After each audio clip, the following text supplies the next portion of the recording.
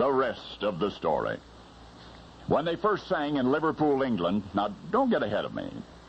When they first sang in Liverpool, England, these four long-haired, vibrant, somewhat irreverent youngsters were a smash hit. Then again, the youth of working-class Liverpool could relate to such irreverence. In London, however, it was another story. In the cultured ears of the sophisticated city, that music was noise and the message was madness. And yet, as their songs struck more sour notes among the staid, the establishment, the out-of-it generation, their fame only increased. New York City, in fact, all of America, they took by storm.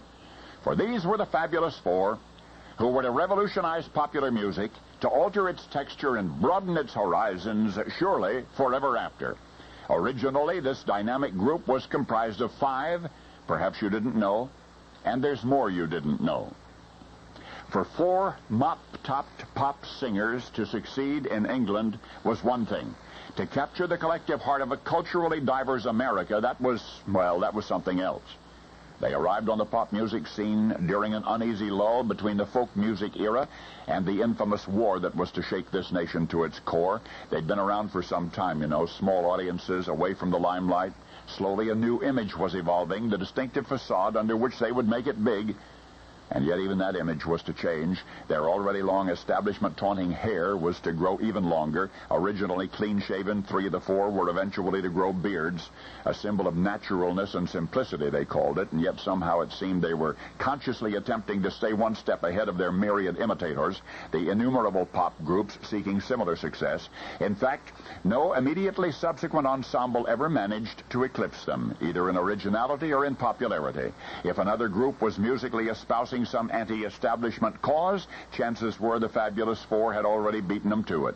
Friends in the music business often warned them to avoid controversial songs, and yet the warnings seemed to inspire them to further controversy. Having outlived their initial criticism, they would continue to set trends including anti-war, racial equality, women's rights, prison reform, vegetarianism, even mysticism. Though all four contributed to their musical entity, John was more or less the group's spiritual leader. He was the daring one, the ambitious one. Even as a boy, John had difficulty enduring a slow song. After years of dominating the popular music scene, at last, amid the protests of their multitudinous admirers, the Fabulous Four broke up. They disbanded, going their separate ways. No one of them was ever able to approach the acclaim bestowed upon the original group. Now, how might we retrospectively analyze their appeal?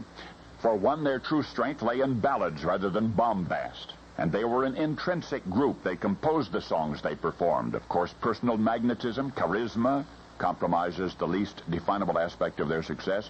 Certainly, while they were together, nobody could imagine that one day they'd be replaced, and yet they were replaced.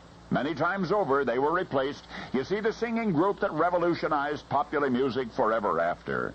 The long-haired, vibrant, somewhat irreverent Fabulous Four were not the Beatles. I said were not the Beatles.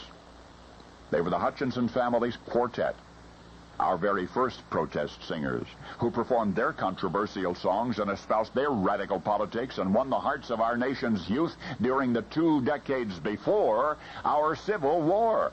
And now you know the rest of the story.